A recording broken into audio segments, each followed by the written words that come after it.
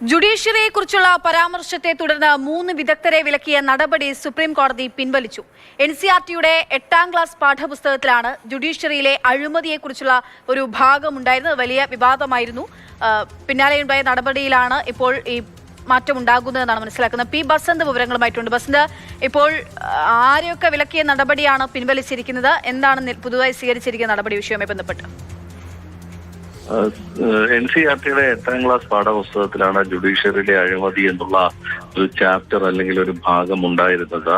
ഇതിനെതിരെ സുപ്രീം കോടതി ജസ്റ്റിസിന്റെ നേതൃത്വത്തിലുള്ള ബെഞ്ച് വലിയ വിമർശനമാണ് അന്ന് ഉന്നയിച്ചത്. മാത്രമല്ല, ഇത് തയ്യാറാക്കിയ 3 അക്കാദമിക് വിദഗ്ധരെ മൈക്കിൾ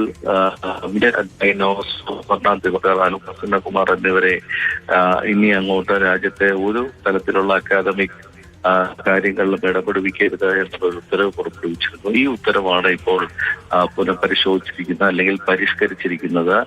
സുപ്രീം കോടതി ഇപ്പോൾ ഈ 3 പേരുടെയും കാര്യത്തിൽ അതായത് കേന്ദ്ര സംസ്ഥാന സർക്കാരുകൾക്ക് സ്വതന്ത്രമായി തീരുമാനമെടുക്കാം. അതായത് ഇവരെ ഇനി ഏതെങ്കിലും അക്കാദമിക് കാര്യങ്ങളിൽ പങ്കെടുപ്പിക്കണോ എന്നത് സംബന്ധിച്ച് ഇവർക്ക് തീരുമാനമെടുക്കാം എന്നാണ് ഇപ്പോൾ പറഞ്ഞിരിക്കുന്നത്.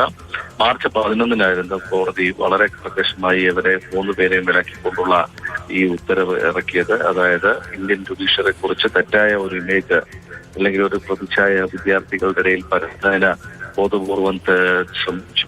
ഇത് ഒഴിവാക്കേണ്ടതായിരുന്നു എന്നുള്ളതാണ്. ഇപ്പോൾ ഇവരെ 3 പേരുടെയും അഭിപ്രായങ്ങൾ മാറ്റിക്കൊണ്ടാണ് ആ ഉത്തരവിന്റെ ഒരു ഭാഗത്തിൽ മാറ്റം വരുത്തിക്കൊണ്ട് ഇവരുടെ കാര്യത്തിൽ വേണമെങ്കിൽ കേന്ദ്ര സംസ്ഥാന സർക്കാരുകൾക്ക് തീരുമാനമെടുക്കാമെന്നുള്ള ഒരു നിർദ്ദേശം ഇപ്പോൾ ചീഫ് ജസ്റ്റിസ് സൂര്യകാന്തിന്റെ നേതൃത്വത്തിലുള്ള ബെഞ്ച് എടുത്തിരിക്കുന്നത്. ശരി, പി ബസന്താണ് ഡൽഹിയിൽ നിന്നും വിവരങ്ങൾ നൽകിയത്. ജുഡീഷ്യറിയെ ചോദ്യം ചെയ്തുകൂടെ അല്ലെങ്കിൽ ജുഡീഷ്യറിയെ വിമർശിക്കാനാകില്ല എന്നുള്ളതായിരുന്നു പരമപ്രധാനമായി ഈ വിഷയവുമായി ബന്ധപ്പെട്ടുകൊണ്ട് നടപടി സ്വീകരിച്ചപ്പോഴൊക്കെ ഉയർന്നിരുന്നൊരു ചോദ്യം എന്ന് പറയുന്നത്. ഇപ്പോഴെന്തായാലും 3 പേർക്കെതിരെ സ്വീകരിച്ച വിലക്ക് നടപടിയാണ് ഒഴിവാക്കിയിരിക്കുന്നത്.